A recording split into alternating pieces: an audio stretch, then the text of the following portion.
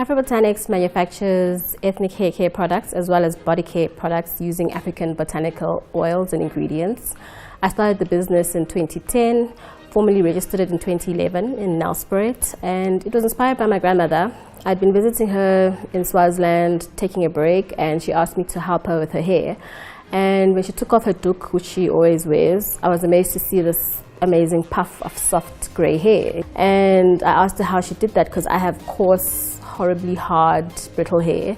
And she told me that it's because she uses a recipe that she got passed down to her from her mother and her grandmother, etc. And it's basically a mixture of aloe vera gel and marula oil. And by applying that, it moisturizes, conditions, and softens her hair. And which means that she doesn't have to chemically treat, relax, or burn her hair to straighten it or to soften it. So I was like, wow, I've always wanted to have soft hair without any chemical use. And I thought, okay, let me go home and see how I can put that to use on myself.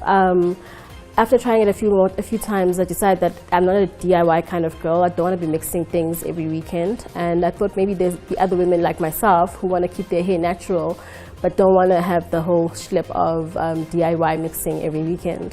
So I started looking into the market, and I realized that there's a gap in terms of a missing gap in terms of products that are naturally formulated for natural hair. All the products, most of the products even today, are chemically formulated for chemically softening and straightening our hair, which means they chemically, they change the chemical structure of our hair. So that's basically how it all began. Afrobotanics is a 6-year journey now. It's gone through an evolution in terms of the branding, in terms of brand name. Started off in Nelspruit, where I was selling to people that I know and selling to people I worked with at the time in government. And I even had a small shop that I used to sell from. And now we are actually in 45 Game stores. We're about to go into Game Africa, which has stores in 20 African countries. We are being listed in 200 pick and pay stores by the end of this month, and by September we'll also be in 70 click stores.